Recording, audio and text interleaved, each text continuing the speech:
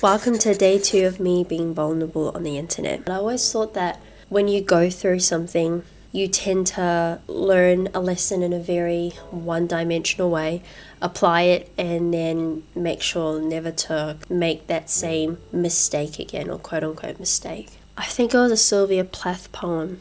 She talks about how like the trees end up blending into the forest, and this is the best way that I can describe it. I feel like a lot of what life and growing up is just the ability to go through something in an insular and focused way, and then being able to just let it blend into the rest of what life is. That life is unfortunately very grey, and you can't find a way to make sense of it. You can't force a categorical system when there isn't one there. So quite often our paths take a turn in ways that we're never really prepared for, and sometimes it takes another turn on top of that. When I was a kid, happiness to me was something very earnest and true. It was joy without anyone else's input. It was simply uncomplicated. About 5 years ago, I became severely depressed, and happiness for me became skewed.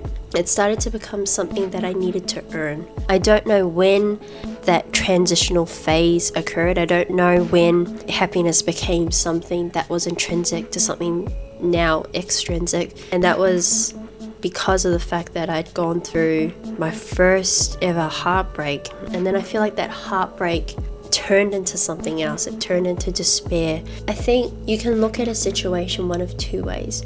You can sit there and you can essentially blame the world for not loving you, or you can look at it from a very interesting yet equally self-destructive way, and also be like, well, how would I act and perform in a way that I could be loved? And so a lot of my life then became checking boxes. It became trying to optimize success for myself, and it was kind of like I was stacking bets on a future self, on a future that maybe I'll be happy. Then surely by that point I will be someone worthy of being loved. It's a game that you're already going to lose, because you're never going to satisfy anyone, and then on top of that you're never going to be fulfilled anyway. It's only now that I'm allowing myself to live a life where I can be fulfilled that I'm noticing that that behavior was just rooted in a deep sense of insecurity. All of the time that I spent running on fumes essentially, and just trying to make sense of the gravity of the sadness that I was feeling in my life at the time, was just one big way of avoiding the fact that I was deeply sad. So I wasn't allowing myself to metabolize it. And only now am I looking at the debris of all of those situations and starting to work through it and sift through it in a more constructive way. I'm learning a lot now that a lot of moving forward is looking back, and that's a weird thing. I still haven't quite necessarily grasped it, but I feel like retrospection is a way of kind of metabolizing the things that happen to you. Quite often we're these ever-changing beings where, we acquire memories, we acquire experiences that shape how we behave. I guess my best analogy that I can use is like when you're a kid, you have your favorite colors, you have your favorite types of clothes, and then at some point you swap those clothes out for things that are new. This closet of yours is in a perpetual state of changing. Sometimes you give up things that you probably shouldn't have given up. Sometimes you give up things that you should have given up in exchange for things that are better for you, but for worse or for better, you're giving up parts of yourself. And what I found at least is retrospection is your only way to move forward, and you only can really be afforded retrospection when you continue to progress and go through experiences you aren't ready to go through, yet go through anyway, and are still actively processing while simultaneously processing shit that happened 20 years ago. And it's weird because it's coming in all different dimensions and all different planes, and you got to absorb it and take it in as it comes. But funnily enough, like when I speak about retrospection, I realized that now being 25, the things that I resented in myself 4 or 5 years ago, like being creative, being somewhat theatrical in the way that I write and the way that I am, are the things that I now like about myself more. Like, I feel like what this experiment has done for me has not necessarily provided something new for me, but has just reminded me of parts of myself that have kind of been dormant for a very long time, that I hadn't given myself permission to be for years for reasons that I created when I was in another phase of life, when I was prioritizing something else entirely. I guess it kind of debunks the whole myth that you figure it out. That whole idea of figuring it out, meeting an end goal, finally getting your shit together, and knowing what the secret or the key to life is just complete and utter bullshit, because you're always in a constant state of experience. You're experiencing new things, and even if you're experiencing the same thing, you're experiencing the same thing but with a new lens.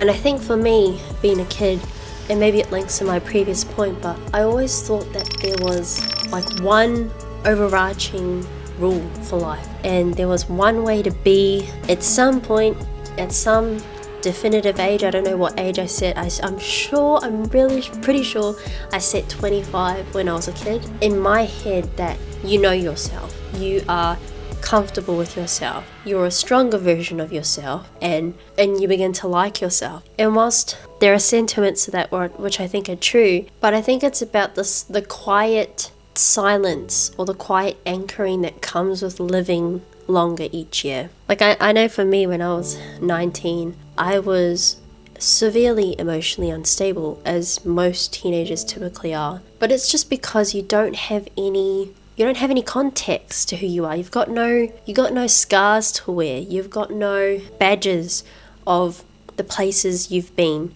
and the things that you've learned. And I think a lot of peace comes with having something to share with the world. And when you're a kid, you're just absorbing everyone else's experiences around you and everyone else's stories, and you haven't developed some of your own. So it's quite easy to be completely swayed and influenced and disrupted and just thrown into emotional triumph. At least that was the case for me. I always had this idea things had to be a certain way and it had to have a final destination, but I just don't think humans are wired that way. I think humans love challenge. This life can't warrant a happy ending because this life is torturous. It's completely out of our control, and it's always going to swing from turbulent to not turbulent, and there's nothing that we can do about it. I don't know why we're like this, but I think it's because we're born to explore, be adventurous, because we only have one life. And if that means that we go through countless rebrands or turnings of self so that we can see what fits and see what doesn't, I think that's what is a meaningful life. It's not a final destination.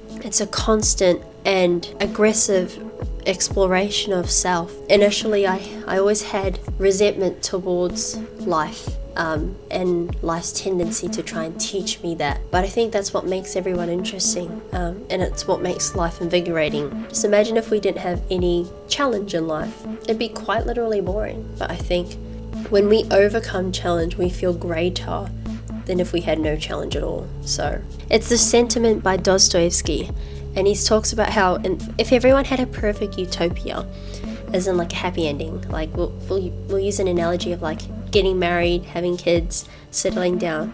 If everyone had the perfect happy ending, everyone deep down would want to disrupt that, would want to break that apart. And even, because I'm reading Dostoevsky right now, in Notes from Underground, he says, "But man is a superficial and unseemly creature, and perhaps, like a chess player, is fond only of the actual process of achieving his goal, rather than the goal itself." I feel like I resonate with the sentiment a lot, because I think happy endings are a myth. From someone who grew up severely on fairy tales, maybe this is where that perfectionist kind of outlook came from. Now, one thing I've also, or what I've noticed as of late, we're very sensitive creatures, and we learn a lot by experience. It's the reflex on when you go and try and touch a stove and you burn yourself for the first time. First and foremost, that's a physical reflex.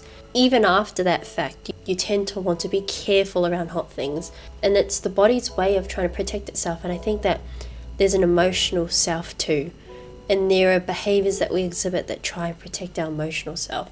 Like for me, for example, I've never really had strong male figures, strong, consistent male figures in my life. But I never thought that it was an issue. I was actually really detached or disconnected from that, because in my mind, in my logistical mind, I don't need to worry about something that isn't there. The best way I can describe it was that it was kind of like a landmine that landmine's there. You don't know that that landmine's there for the first time it's been activated.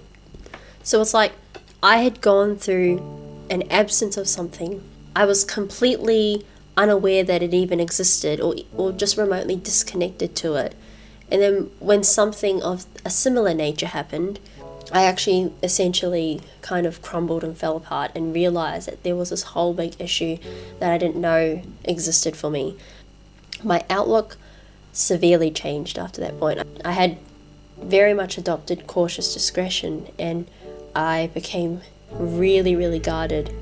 It's funny that I wasn't guarded before that point, because that wound was dormant. It hadn't been activated. But once it was activated, I became so afraid of the world.